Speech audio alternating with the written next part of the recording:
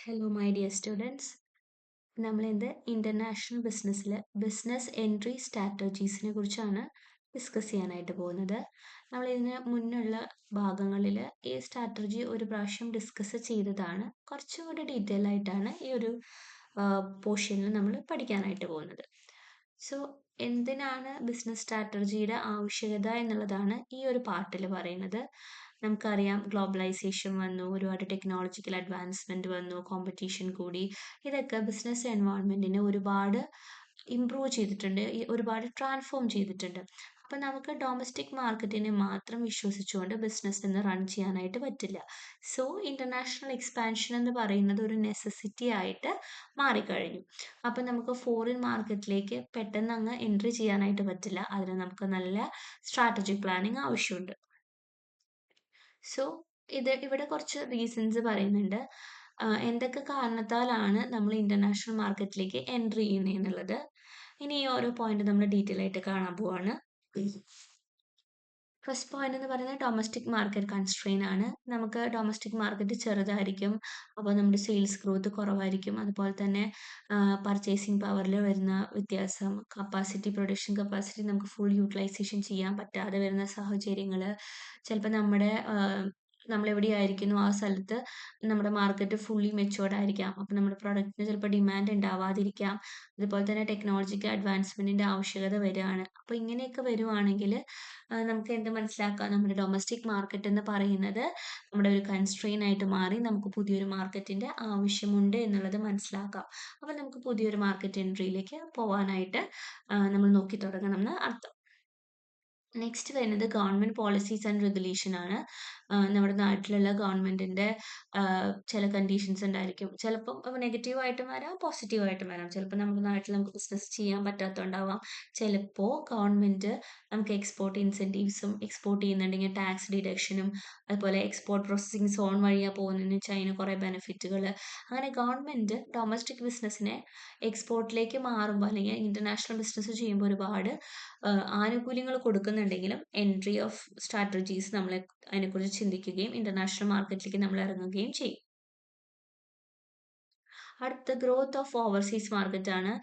നമ്മുടെ population കൂടുന്നതനുസരിച്ച്, income വർദ്ധിക്കുന്നതനുസരിച്ച് നമ്മുടെ പ്രൊഡക്റ്റിന് എല്ലായിടത്തും ഡിമാൻഡ് നമ്മൾ കാണുവാണെങ്കിൽ ഇന്നത്തെ ആ ചെറിയ ഡിമാൻഡ് നമുക്ക് വലിയ ഡിമാൻഡ് ആക്കാൻ പറ്റുമെങ്കിൽ നമ്മൾ പുറത്ത് പോയി ബിസിനസ് ചെയ്യുക തന്നെ ചെയ്യും. അപ്പോൾ ലോങ് ടേം ഗ്രോത്ത് ആണ് ഇവിടെ ഫോക്കസ് ചെയ്യുന്നത്. നമ്മൾ എബ്രോഡ് ചെയ്യുവാണെങ്കിൽ ലേബർ കോസ്റ്റ് ചിലപ്പോൾ കുറവായിരിക്കാം, അല്ലെങ്കിൽ ടെക്നോളജിക്കൽ ആക്സസ് കുറച്ച് കൂടുതലായിരിക്കാം, റോ മെറ്റീരിയൽ ചിലപ്പോൾ കുറവിൽ കിട്ടാം. അതുപോലെ തന്നെ ലാർജ് സ്കെയിൽ പ്രൊഡക്ഷൻ ആകുമ്പോൾ ഇക്കണോമിക്സ് ഓഫ് സ്കെയിൽ കിട്ടാനും സാധ്യതയുണ്ട്. എക്സ്പോർട്ട് മാർക്കറ്റ് നമുക്ക് കൂടുതൽ പ്രൈസിൽ ബിസിനസ് ചെയ്യാനായിട്ട്, പ്രൊഡക്റ്റ് വിൽക്കാനായിട്ട് ഹെൽപ്പ് ചെയ്യുന്നു. ഗവൺമെന്റിന് ഇൻസെൻറ്റീവ്സ് നമുക്ക് കിട്ടും. അതൊക്കെ നമ്മളെ എന്തിലേക്കാണ് എത്തിക്കുന്നത്? നമ്മുടെ ബിസിനസ് കൂടുതൽ പ്രോഫിറ്റബിലിറ്റി ആവാനും, അതുപോലെ തന്നെ നമ്മൾ ഒരു മാർക്കറ്റിനെ മാത്രം ഡിപ്പെൻഡ് ചെയ്യുമ്പോൾ ഉണ്ടാവുന്ന റിസ്ക് നമുക്ക് ഹെഡ്ജ് ചെയ്യാനായിട്ട് സാധിക്കും. പിന്നെ അതൊരു സ്ട്രാറ്റജിക് വിഷൻ ആണ്. ലൈക്ക് ഒരു ലോങ് ടേം ആയിട്ടുള്ള ഒരു വിഷൻ ആണ്. നമ്മളൊരു ഇന്റർനാഷണൽ മാർക്കറ്റിലേക്ക് ഇറങ്ങുക എന്ന് പറഞ്ഞു കഴിഞ്ഞാൽ, ഇപ്പോൾ കമ്പനിക്ക് പ്രോപ്പർ ആയിട്ട് ഒരു പ്ലാൻ ഉണ്ടാവണം. ഇപ്പോൾ ചെയ്യണം, എന്ത് ചെയ്യണം, ഏത് മെത്തേഡ് ഉപയോഗിക്കണം എന്നൊക്കെയുള്ളത്. അതുപോലെ തന്നെ ഈ ഒബ്ജക്റ്റീവ്, നമ്മുടെ മെയിൻ ഒബ്ജക്റ്റീവ് എന്ന് പറയുന്നത് സസ്റ്റൈനബിൾ കോമ്പറ്റീറ്റീവ് അഡ്വാൻറ്റേജ് ആയിരിക്കണം. വിച്ച് മീൻസ് കാലാകാലം നമുക്ക് നിലനിൽക്കാൻ കഴിയുന്ന ഒരു competitive advantage which is other than our competitors ഉണ്ടാവാനായിട്ട് കഴിയണം. അങ്ങനെ ഒരു സ്ട്രാറ്റജിക് വിഷൻ ഉണ്ടാവണം. ഇനിയാണ് നമ്മൾ ഈ ചാപ്റ്ററിന്റെ മെയിൻ കണ്ടന്റിലേക്ക് വരുന്നത്. എങ്ങനെയൊക്കെ നമുക്ക് ഇന്റർനാഷണൽ മാർക്കറ്റിലേക്ക് എത്താം. അതിൽ ആദ്യം പറയാൻ പോകുന്നത് എക്സ്പോർട്ടിങ് എന്താണെന്നുള്ളതാണ്. എക്സ്പോർട്ടിംഗ് എന്ന് പറഞ്ഞു കഴിഞ്ഞാൽ ഹോം കൺട്രിയിൽ തന്നെ എന്ത് ചെയ്യുന്നു? പ്രൊഡക്ഷൻ ചെയ്യുന്നു. ആ പ്രൊഡക്ഷൻ ചെയ്ത ഹോം കൺട്രിയിൽ പ്രൊഡ്യൂസ് ചെയ്ത സാധനം വിദേശത്ത് കൊണ്ടുപോയിട്ട് നമ്മൾ സെയിൽ ചെയ്യുന്നു. അപ്പോൾ പുറമെ, അതായത് വിദേശത്ത് എന്തില്ല? മാനുഫാക്ചറിങ് ഇല്ല. എവിടെ മാത്രം മാനുഫാക്ചറിങ് ഉള്ളൂ? ഹോം കൺട്രിയിൽ മാത്രമേ ഉള്ളൂ. ഇത് ഏറ്റവും റിസ്ക് കുറഞ്ഞ, എന്നാൽ നമ്മൾ ആദ്യമായിട്ട് ഒരു ബിസിനസ്സിലേക്ക് പോകുമ്പോൾ ഏറ്റവും എളുപ്പത്തിൽ ചെയ്യാൻ പറ്റുന്ന ഒരു മോഡ് ഓഫ് എൻട്രി ആണ്. അതുപോലെ തന്നെ റെസ്ട്രിക്റ്റഡ് ആയിട്ടുള്ള ഒരു ബിസിനസ് ആണെങ്കിലും നമുക്ക് ഈ എക്സ്പോർട്ടിങ് എടുക്കാനായിട്ട് പറ്റും. ഇനി എക്സ്പോർട്ടിങ് 2 തരം വരുന്നുണ്ട്. ഒന്ന് ഇൻഡയറക്റ്റ്, മറ്റേത് ഡയറക്റ്റ്. ഇൻഡയറക്റ്റ് എന്ന് പറഞ്ഞാൽ നമുക്കൊരു മിഡിൽ മാൻ ഉണ്ടായിരിക്കും, അല്ലെങ്കിൽ ഒരു എക്സ്പോർട്ട് ഹൗസസ് ഉണ്ടായിരിക്കും. അവർ വഴിയാണ് നമ്മൾ എന്ത് ചെയ്യുന്നത്? എക്സ്പോർട്ടിങ് ചെയ്യുന്നത്. അപ്പോൾ അവിടെ കുറച്ച് റിസ്ക് ആർക്കുണ്ട്? മിഡിൽ മാൻ ഉണ്ട്. നമ്മൾ അത് അവരെ ഏൽപ്പിക്കുന്നു. അവരത് നമുക്ക് വിറ്റ് തരുന്നു. ഡയറക്റ്റ് എക്സ്പോർട്ടിംഗ് എന്ന് പറഞ്ഞാൽ നമ്മൾ ഡയറക്റ്റ് ആയിട്ട് എന്ത് ചെയ്യുന്നുണ്ട്? ഫോറിൻ സെയിൽസ് ചെയ്യാണ്. നമ്മൾ തന്നെയാണ് അവിടെ എന്ത് ചെയ്യുന്നത്? എക്സ്പോർട്ട് ചെയ്ത് വിൽക്കുന്നത്. അപ്പോൾ അവിടെ നമുക്ക് റിസ്ക് കൂടുതലാണ്, പക്ഷെ പ്രോഫിറ്റ് കൂടുതലായിരിക്കും. അടുത്ത ലൈസൻസിങ് ആണ്. ലൈസൻസിങ് എന്ന് പറയുമ്പോൾ ഒരു ലൈസൻസർ ഉണ്ടായിരിക്കും. യഥാർത്ഥ ഓണർ അവർ വേറൊരു കമ്പനിക്ക്, അതായത് അവരാണ് ലൈസൻസിക്ക് റൈറ്റ് കൊടുക്കുകയാണ് ഈ ഇവരുടെ കമ്പനിയുടെ ടെക്നോളജി, പേര്, ബ്രാൻഡ് എല്ലാം യൂസ് ചെയ്യാനായിട്ട്. അപ്പോൾ ഓണർഷിപ്പ് എന്ന് പറയുന്നത് ഒരു ഫോറിൻ കൺട്രിക്കൊന്നും പോകുന്നില്ല. നമ്മൾ ജസ്റ്റ് അത് യൂസ് ചെയ്യാനായിട്ടുള്ള റൈറ്റ് മാത്രമാണ് കൊടുക്കുന്നത്. അപ്പോൾ ഇവിടെ അഡ്വാൻറ്റേജ് എന്ന് പറഞ്ഞത് പൈസ കുറച്ച് മതി, പെട്ടെന്ന് നമുക്ക് ചെയ്യാനായിട്ട് പറ്റും. ഡിസഡ്വാൻറ്റേജ് എന്ന് പറഞ്ഞാൽ നമ്മുടെ പേറ്റന്റ് അല്ലെങ്കിൽ ബ്രാൻഡ് നമ്മുടെ മാത്രമായിരുന്നത് വേറൊരാൾ യൂസ് ചെയ്യാൻ തുടങ്ങും. അതുപോലെ തന്നെ ഭാവിയിൽ ഇവരെല്ലാം പഠിച്ചു കഴിഞ്ഞാൽ നമ്മുടെ കോമ്പറ്റീറ്റർ ആവാനും സാധ്യതയുണ്ട്. നെക്സ്റ്റ് വരുന്നത് ഫ്രാഞ്ചൈസിങ് ആണ്.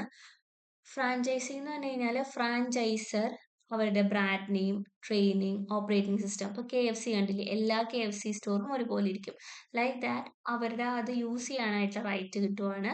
അപ്പോൾ ഫ്രാഞ്ചൈസർ പറയുന്ന പോലെ തന്നെ എന്ത് ചെയ്യണം? ആ ബിസിനസ് റൺ ചെയ്യണം. ലൈസൻസിങ് എന്ന് പറയുമ്പോൾ കൺട്രോൾ ഉണ്ടാവില്ല കൊടുക്കുന്ന ആൾക്ക്. ഫ്രാഞ്ചൈസിങ് അങ്ങനെയല്ല, നല്ല കൺട്രോൾ ഉണ്ടായിരിക്കും. അവർ പറയുന്ന പോലെ തന്നെ വേണം ചെയ്യാനായിട്ട്. പിന്നെ വരുന്നത് വോളി ഓൺ സബ്സിഡറി ആണ്. വോളി ഓൺ സബ്സിഡറി എന്ന് പറഞ്ഞു കഴിഞ്ഞാൽ ഇവിടെ കമ്പനി 100% ഷെയറും ഓൺ ചെയ്തിട്ടുണ്ടായിരിക്കും. ഓക്കെ, അപ്പോൾ ഒരു ഫോറിൻ ബിസിനസിന്റെ 100% ഷെയർ ഓൺ ചെയ്തുകൊണ്ട് നമുക്ക് ചെയ്യാവുന്ന ഒരു എൻട്രി ആണ്. അപ്പോൾ എല്ലാ ഓപ്പറേഷൻസിലും നമുക്ക് എന്തുണ്ടാവും? കൺട്രോൾ ഉണ്ടായിരിക്കും. അതുപോലെ തന്നെ ഹൈ ഇൻവെസ്റ്റ്മെന്റ് ആണ്, ഹൈ റിസ്ക് ആണ്. അപ്പോൾ ഈ വോളി ഓൺഡ് സബ്സിഡറിക്ക് 2 മെത്തേഡ് വഴി ചെയ്യാനായിട്ട് നമുക്ക് സാധിക്കും: അക്വിസിഷനും ഗ്രീൻഫീൽഡ് വെഞ്ചറും. ഇനി ജോയിന്റ് വെഞ്ചർ എന്താന്ന് പറയുന്നുണ്ട്. ജോയിന്റ് വെഞ്ചർ എന്ന് പറഞ്ഞാൽ 2 3 അതിലും അധികം ഫേംസ് ഒരുമിച്ചിട്ട് പുതിയൊരു കമ്പനി ജോയിൻ ചെയ്യുന്നതിനെയാണ് ജോയിന്റ് വെഞ്ചർ എന്ന് പറയുന്നത്. അപ്പോൾ അവിടെ റിസ്ക്കും ഇൻവെസ്റ്റ്മെന്റും പ്രോഫിറ്റ് ഒക്കെ ഷെയർഡ് ആയിരിക്കും. ഈ 2 3 കമ്പനി ഒരുമിച്ച് കൂടുമ്പോൾ പുതിയതായിട്ടുണ്ടാകുന്ന കമ്പനിക്ക് പുതിയ ലീഗൽ ഐഡന്റിറ്റി ആയിരിക്കും. നമുക്ക് എന്താ പറയുക, ഒരുപാട് ലോക്കൽ പാർട്ട്നേഴ്സിനെ കുറിച്ച് അറിവുള്ള സമയത്താണ് നമുക്ക് ഈ ജോയിന്റ് വെഞ്ചർ ചെയ്യാനായിട്ട് പറ്റും. അപ്പോൾ ജോയിന്റ് വെഞ്ചർ ചെയ്തിട്ട് നമുക്ക് എന്ത് ചെയ്യാൻ പറ്റും? പുതിയൊരു എൻട്രി, ഫോർ എക്സാമ്പിൾ മാരുതിയും സുസുക്കിയും കൂടെ കൂടിയിട്ട്, സുസുക്കി ജാപ്പനീസ് കമ്പനിയാണ്, മാരുതി ഇന്ത്യൻ കമ്പനിയാണ്, രണ്ടും കൂടെ കൂടി മാരുതി സുസുക്കി ആയി. Like that. Okay, then joint വെഞ്ചറിന്റെ അഡ്വാൻറ്റേജ് എന്ന് പറയുന്നത് റിസ്ക് ഷെയർ ചെയ്യപ്പെടുന്നു, ലോക്കൽ മാർക്കറ്റ് എക്സ്പെർട്ടൈസ് കിട്ടുന്നു, ക്യാപിറ്റൽ ഒരുപാട് കിട്ടും, സിനർജി ബെനിഫിറ്റ്. സിനർജി എന്ന് പറഞ്ഞാൽ 1+1=3, അതാണ് സിനർജി. അപ്പോൾ അങ്ങനെയൊക്കെയാണ് അഡ്വാൻറ്റേജസ് വരുന്നത്. ഡിസഡ്വാൻറ്റേജ് എന്ന് പറഞ്ഞാൽ ഈ പാർട്ട്നേഴ്സ് തമ്മിൽ, ഇപ്പോൾ ഹീറോ ഹോണ്ട ആയിരുന്നു പണ്ട്, ഒരുമിച്ചായിരുന്നു. ഇപ്പോൾ എങ്ങനെയാണ്? ഹീറോ വേറെ, ഹോണ്ട വേറെ ആയിട്ടാണ് വർക്ക് ചെയ്യുന്നത്. അപ്പോൾ ഈ പാർട്ട്നേഴ്സ് തമ്മിൽ എന്തെങ്കിലും പ്രശ്നം ഉണ്ടെങ്കിൽ അതിനെ ബാധിക്കാം. അതുപോലെ ഡിസിഷൻ മേക്കിംഗ് സ്ലോ ആയിരിക്കും, കാരണം രണ്ടുപേരുടെ അഭിപ്രായങ്ങൾ നമ്മൾ എടുക്കേണ്ടതായിട്ട് വരും. പിന്നെ കൾച്ചറൽ ആൻഡ് മാനേജ്മെന്റ് ഡിഫറൻസസ് എന്തായാലും ഉണ്ടാവും, കാരണം സുസുക്കിയുടെ കമ്പനിയുടെ കൾച്ചർ എന്താണോ അതാവില്ല മാരുതിയുടെ കൾച്ചർ, സോ അവിടെ ഡിഫറൻസ് ഉണ്ടാവും. ഇനി ഫോറിൻ ഡയറക്റ്റ് ഇൻവെസ്റ്റ്മെന്റ് എന്ന് പറഞ്ഞു കഴിഞ്ഞാൽ എന്താണ്? പുറമേ നിന്ന് നമ്മുടെ നാട്ടിലേക്ക് അല്ലെങ്കിൽ നമ്മൾ പുറത്തുള്ള സ്ഥലത്തേക്ക് ലോങ് ടേമിലേക്ക് ഇൻവെസ്റ്റ്മെന്റ് നടത്താണ്. അപ്പോൾ അവിടെ ഇൻവെസ്റ്റർ ഫോറിൻ ബിസിനസ്സിന് കൺട്രോൾ ആണ് മേടിക്കുന്നത്. ഇതിലും അക്വിസിഷനും ഗ്രീൻഫീൽഡ് പ്രോജക്ട്സ് ഒക്കെ വരുന്നുണ്ട്. അപ്പോൾ ഇവിടെ മാർക്കറ്റ് സൈസും ഡിമാൻഡും ഒക്കെ നമുക്ക് നോക്കാം. അപ്പോൾ ഫോറിൻ ഡയറക്റ്റ് ഇൻവെസ്റ്റ്മെന്റ് എന്ന് പറഞ്ഞാൽ ടോട്ടൽ ആ കമ്പനിയുടെ 10% കൂടുതൽ ഇൻവെസ്റ്റ്മെന്റ് ചെയ്തിട്ടുണ്ടായിരിക്കും. ഗ്രീൻഫീൽഡ് ഇൻവെസ്റ്റ്മെന്റ് എന്ന് പറഞ്ഞു കഴിഞ്ഞാൽ പുതിയ ബിസിനസ് ആണ്. ലൈക്ക് പുതിയ ഓപ്പറേഷൻ തുടങ്ങണം, പുതിയതായിട്ട് ഒരു ഐഡിയ വരികയാണ്. അപ്പോൾ പുതിയ ഫാക്ടറി തുടങ്ങാം, പുതിയ ഫെസിലിറ്റി തുടങ്ങാം. ലൈക്ക് ഫ്രം സീറോ നമ്മൾ ബിൽഡ് ചെയ്യുന്നതായിരിക്കും ഗ്രീൻഫീൽഡ് ബിസിനസ് എന്ന് പറഞ്ഞു കഴിഞ്ഞാൽ. അത് മാത്രമല്ല, ഗ്രീൻഫീൽഡ് ബിസിനസ് എന്ന് പറയുമ്പോൾ പുതിയ ഐഡിയ ആവാം, പുതിയ റോ മെറ്റീരിയൽ ആവാം, പുതിയ മെത്തേഡ് ആയിരിക്കാം, അങ്ങനെ something new we are doing. So ഈ അഡ്വാൻറ്റേജ് പറയുന്നത് കൺട്രോൾ ഉണ്ടായിരിക്കും, അതുപോലെ തന്നെ മോഡേൺ ടെക്നോളജി യൂസ് ചെയ്യും, നല്ല ബ്രാൻഡ് ഇമേജ് കിട്ടും. ഡിസഡ്വാൻറ്റേജ് എന്ന് പറയുമ്പോൾ നമുക്ക് ഈ ഐഡിയ ജനറേറ്റ് ചെയ്ത് വർക്ക് ആവാനായിട്ട് ഒരുപാട് സമയവും എക്സ്പെൻസും വരും. അതുപോലെ തന്നെ പൊളിറ്റിക്കൽ ആൻഡ് ഇക്കണോമിക് റിസ്ക് ഉണ്ടായിരിക്കും. നെക്സ്റ്റ് വരുന്നത് അക്വിസിഷൻ ആണ്. അക്വിസിഷൻ എന്ന് പറഞ്ഞു കഴിഞ്ഞാൽ പുറമേയുള്ള ഒരു കമ്പനീനെ നമ്മൾ എന്ത് ചെയ്യുന്നു? പർച്ചേസ് ചെയ്യുന്നു. അപ്പോൾ നമുക്ക് പെട്ടെന്ന് മാർക്കറ്റിലേക്ക് എൻട്രി ചെയ്യാനായിട്ട് പറ്റും. നമുക്ക് പെട്ടെന്ന് തന്നെ ആ പഴയ കമ്പനിയുടെ കസ്റ്റമേഴ്സിനെയും ഡിസ്ട്രിബ്യൂഷൻ നെറ്റ്വർക്ക് ഒക്കെ യൂസ് ചെയ്യാനായിട്ട് പറ്റും. ഭയങ്കര കോമ്പറ്റീറ്റീവ് ആയിട്ടുള്ള മാർക്കറ്റ് ആണെങ്കിൽ നമുക്ക് ചൂസ് ചെയ്യാവുന്നതാണ് അക്വിസിഷൻ. സോ ഇവിടെ ഒരു കമ്പനി വേറൊരു കമ്പനീനെ അക്വയർ ചെയ്യാണ്. ഇനി സ്ട്രാറ്റജിക് അലയൻസസ് എന്ന് പറഞ്ഞു കഴിഞ്ഞാൽ പുതിയൊരു കമ്പനി ഫോം ചെയ്യുന്നതിന് മുൻപ് തന്നെ അല്ലെങ്കിൽ ഫോം ചെയ്യുന്നതിന് പകരം കമ്പനീസ് തമ്മിൽ ഒരു കോർപ്പറേഷനിലേക്ക് എത്തുകയാണ്. അവിടെ ഫേംസ് ഇൻഡിപെൻഡന്റ് ആയിട്ട് തന്നെ നിലനിൽക്കും. പക്ഷെ അവരവരുടെ ടെക്നോളജി അല്ലെങ്കിൽ അവരുടെ മാർക്കറ്റിംഗ് അല്ലെങ്കിൽ അവരുടെ സെയിൽസ് അങ്ങനെയുള്ള കാര്യങ്ങൾ ഷെയർ ചെയ്യും.